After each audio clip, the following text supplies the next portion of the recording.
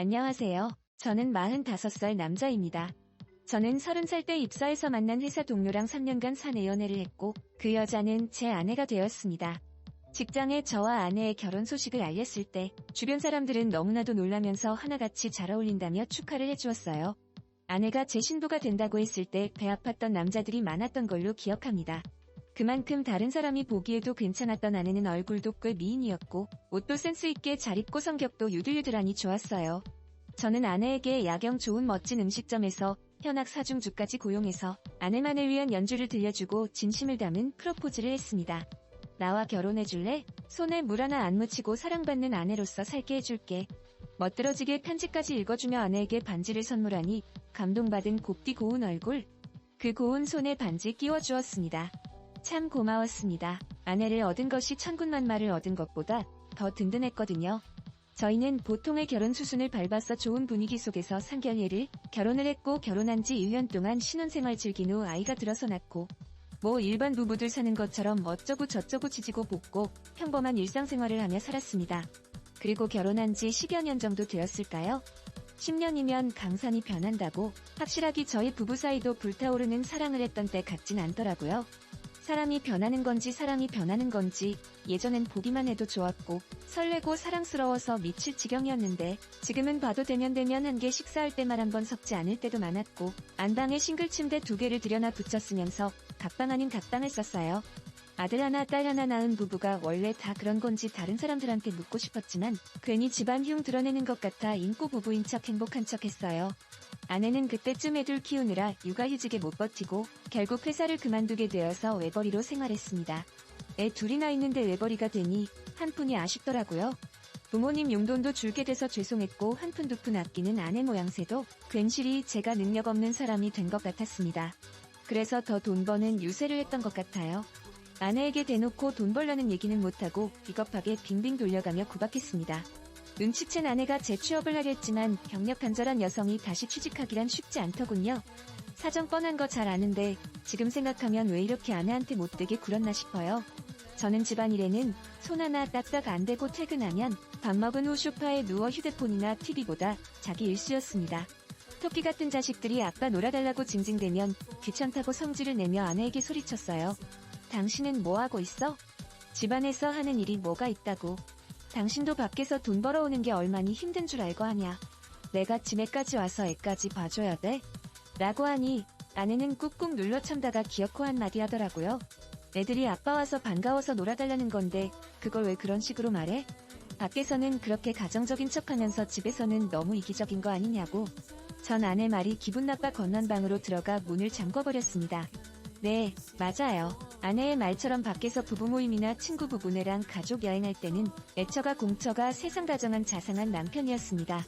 간혹 제 모습을 보며 이질감이 들었던 건지 아내는 썩소를 짓곤 했어요. 그게 또 거슬려서 부부싸움을 했던 건 일상이 되었습니다. 저는 건넌방으로 들어와 회사 동료들 이 말하는 어플을 접속해서 낯선 여자들과 매일 밤 대화를 나눴습니다. 2-3달 정도 되었던 것 같아요. 물론 호기심이었습니다. 제가 어플을 접속해서 다른 여자들과 얘기를 나눴지만 남들처럼 절대 만나서 딴짓을 할 생각은 없었습니다.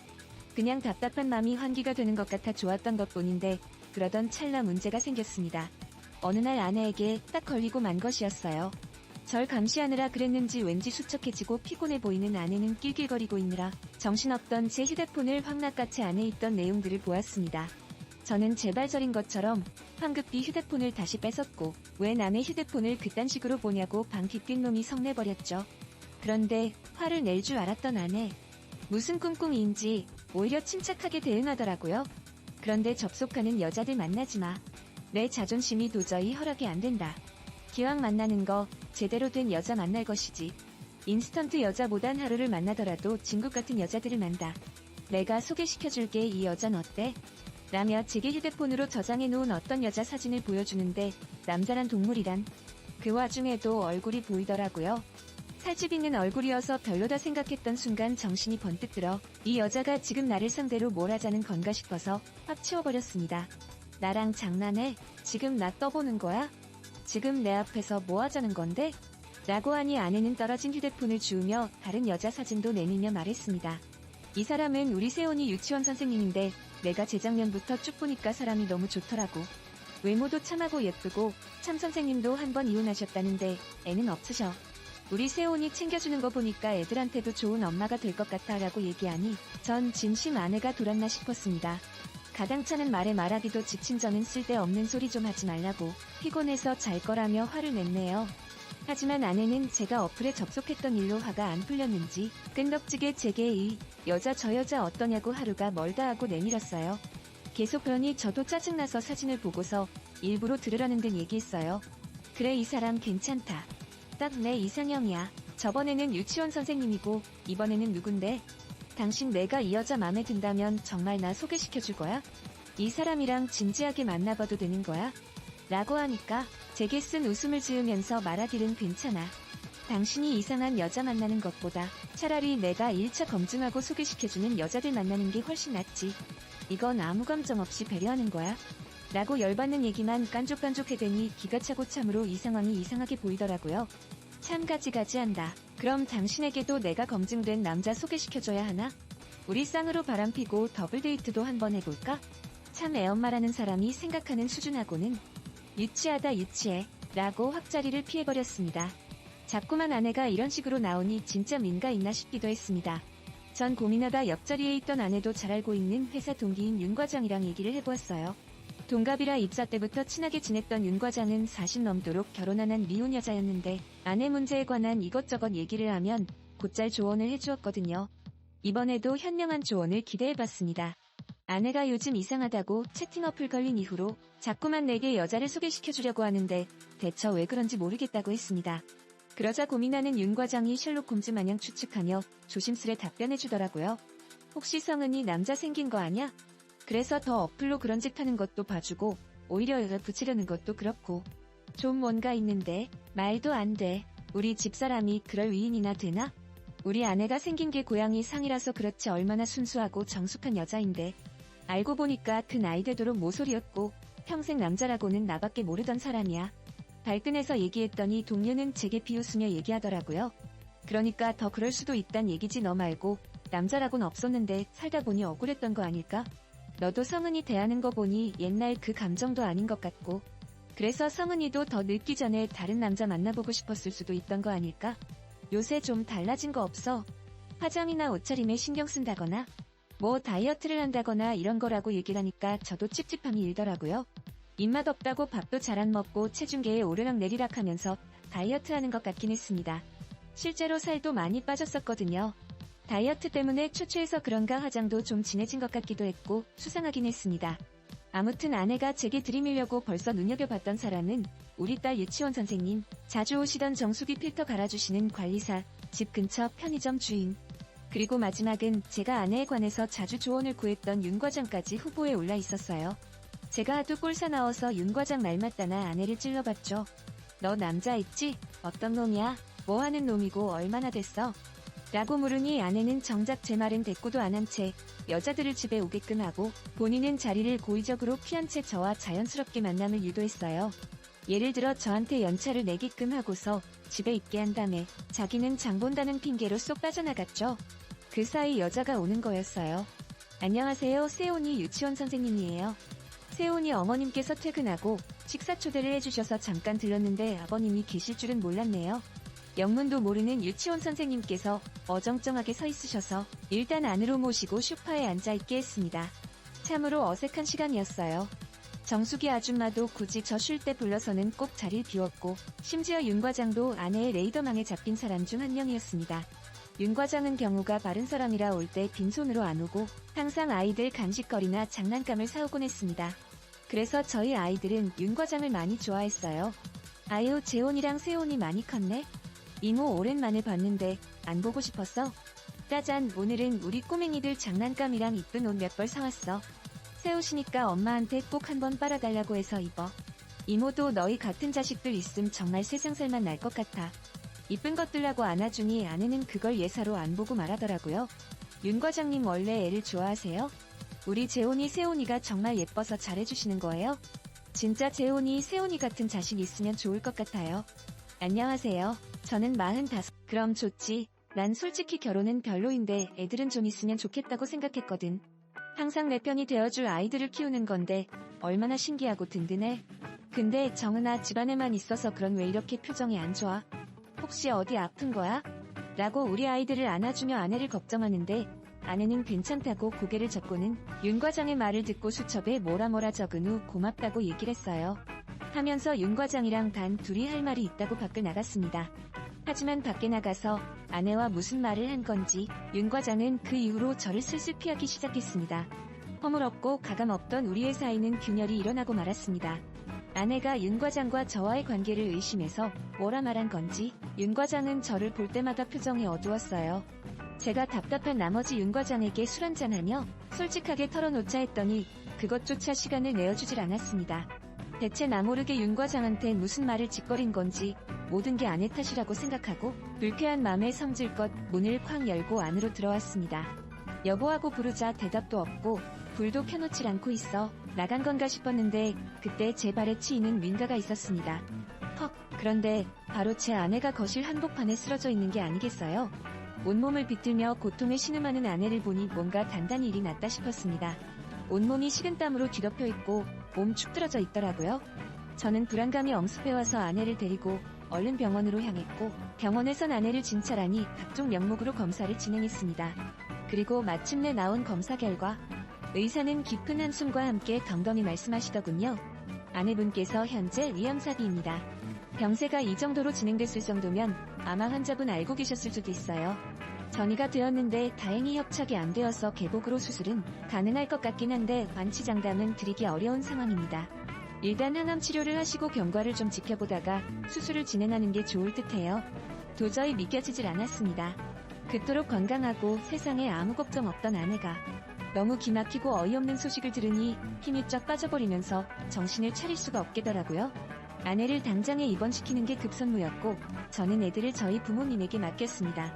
의사에게 가능성 따지지 말고 무조건 아내가 할 수 있는 치료는 다 해달라고 했어요.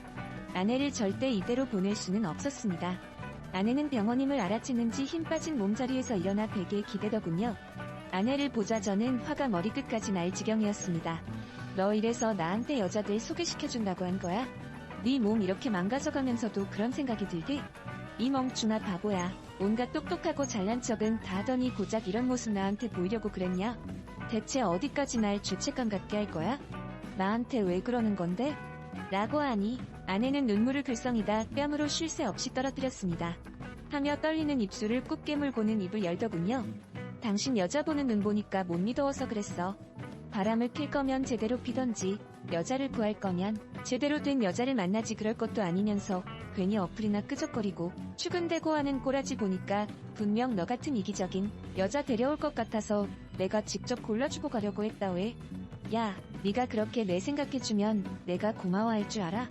너 이렇게 가버리면 내가 우리 애들이랑 평생을 죄책감 가지면서 살아갈 생각은 안 해? 이게 진짜 잔인한 짓인 거야 알아? 착각하지 마. 누가 안말기 고통까지 견디면서 네 부인 될 사람 찾으려고 한대. 내 새끼 엄마 찾아주려고 했던 거였어. 하루가 멀다 하고 언론에선 새엄마 구박 때문에 힘든 아이들 기사 뜨는데 도저히 잠을 못 이루겠더라고. 여자 좋아하는 당신이 평생 애만 보면서 혼자 살 것도 아니고 괜히 엄한 여자 데려왔다간 구박땡이 될 게 뻔한데 어떻게 그걸 보고만 있어? 내가 없어도 우리 애들 사랑해줄 여자 찾아주고 떠나고 싶었는데 막상 멍석 깔아주니까 안 만난다는 당신 때문에 내가 얼마나 스트레스 받았는 줄 알아? 라면서 우는데 저도 덩달아 가슴이 미어져서 저도 모르게 눈물이 나오더라고요. 제 아내는 저의 여자이기 전에 우리 아이들의 엄마였습니다. 행여나 죽음을 앞둔 와중에서도 살 가능성보다는 죽을 가능성에 두에 두고 아이들 엄마부터 찾는 모습이 그 어리석은 모성애가 어찌나 가련하고 안타까워 보이던지요. 저는 울고 있던 아내를 가만히 품에 안아주었습니다. 여보, 수술도 가능하다니까 최대한 할 거 다 해보고 치료에 전념하자. 열심히 최선을 다해서 당신 치료해보자. 만약에 당신 완치 안 되면, 그래서 잘못돼서 하늘나라 가면 나 평생 당신만 생각하면서 혼자 살게. 우리 애들 위한 당신 맘 충분히 알았는데 내가 어떻게 당신가고 재혼을 할 수 있겠어. 제발 날 믿어줘 여보. 당신 아이들의 아빠인 나를 제발 한 번만 믿어주고 우리를 위해서 포기하지 말고 치료해주면 안 될까? 라고 얘기를 하니 아내는 차마 거기다 대고 아무 말도 못하고 아이의 목 놓아 꼭꼭대며 울어버리고 말았습니다. 제 말이 아내의 마음을 움직였는지 그 후부터 아내는 위암 사기 진단에도 불구하고 적극적으로 치료를 받기 시작했어요. 항암 치료도 아이들을 위해서 그 힘들고 어려운 고통을 다 감내하고 견뎠습니다. 저는 아내의 치료를 위해 회사를 그만두는 큰 결단을 내렸습니다. 미운 남편이지만 남의 간병을 받게 하는 것보다는 그래도 남편으로서 곁에 있고 싶었어요. 아내의 삶의 의지는 저승사자도 물러가게 했는지 수술 날짜가 무사히 잡혔고 하늘의 도움으로 수술이 성공적으로 진행되어 좋은 회복가도를 달리게 되었습니다. 아내는 퇴원한 후에도 음식 관리에 힘썼고 위암이 좋다는 것들은 다 찾아서 몸소행했어요. 전에는 삶의 의지 자체가 없어서였던지 아무 기력도 생기도 없었는데 요즘 아내는 운동도 열심히 하고 하루하루 자신의 몸 회복을 위해서 힘써 살아가니 결국은 저희 가족 곁으로 조금씩 돌아올 수 있었습니다. 의사 선생님께서 웃으시며 말씀하시더라고요. 환자분이 열심히 몸 관리를 잘하셔서 그런지 놀랄 만큼 몸이 좋아지셨어요. 이 정도면 완치나 다름없습니다. 그렇지만 추후에도 암 재발이 가능하니 항상 조심하시고 검사 꾸준하게 받으세요. 환자분도 가족분도 고생 많이 하셨습니다. 라고 듣기 좋은 얘기를 해주시니 저와 아내는 얼싸안고 기뻐했습니다. 아내는 아이들을 누구보다 많이 보고 싶어 했지만 일단은 아내의 완벽한 회복을 위해서 잠시 미루기로 했습니다. 저희 부모님들과 형제들은 저희 집의 어려운 사정을 아시고는 함께 돈을 모아 얼마의 돈을 해주셨는데 참 감사하더라고요. 심지어 회사에서도 저를 아는 사람들끼리 돈을 모아 챙겨주는데 어찌나 고맙던지요. 윤 과장은 그때 나가서 아내와 얘기를 나눴을 때 이미 모든 것을 알고 있었다 합니다. 뭐라 어떻게 말을 해야 할지 몰라 저와 거리를 두었는데 아내가 회복됐을 때쯤 드디어 얘기를 꺼내더라고요. 가재 눈으로 째려보면서 한다는 말이 너 어쩜 내가 아무리 나이 많아도 그렇지 애 둘 딸린 유부남을 나한테 붙일 생각을 했니? 내가 아프다고 우는 너한테 할 소리는 아니라서 더 이상 얘긴 안 했는데 좀 그랬다. 세훈이 재훈이도 내가 예뻐하긴 하지만 너 같은 엄마 역할을 나한테 어떻게 하라고. 미안해요, 과장님. 근데 과장님이랑 남편이랑 너무 친해서 그런지 아무래도 남녀로서 소문이 좀 있어서 마음이 있으신가 했죠. 마음 불편하게 해서 죄송해요. 제가 나중에 진짜 괜찮은 남자 소개시켜줄게요. 이래서 남자 여자가 친해지면 별 소문이 다 난다니까. 외국에 나가서 살던가 해야지. 우리나라는 남녀만 엮였다 하면 그저 소문 안 내서 안달이지. 아무튼 진짜 괜찮은 남자 있음 소개시켜줘. 약속했다. 라고 정말로 기분 나쁠 수도 있는 말을 농담삼아 넘기더군요. 아내는 정말로 그때 일이 미안했는지 능력 있는 남자를 수소문해서 윤 과장을 소개시켜주었는데 둘이 잘 되었는지 더 이상 얘기가 없어서 잘 모르겠네요. 어쨌든 저희 가족은 원래대로 자리를 찾았고 저는 사랑하는 아내와 제2의 인생을 시작하며 재취업 준비 중에 있어요. 아이들도 조만간 집으로 데리고 올 예정이라 우리네 식구 뭉치면 앞으로는 아까운 시간 허비하지 않는 가족들 모두가 존재하고 있는 소중 시간을 의미 있게 보내고 싶네요. 언제까지나 제 아내를 비롯한 모든 가족들이 건강하기를 바라며 여러분들도 항상 건강 챙기시고 꽃길만 걸으시길 바랍니다. 그럼 좋지. 난 솔직히 결혼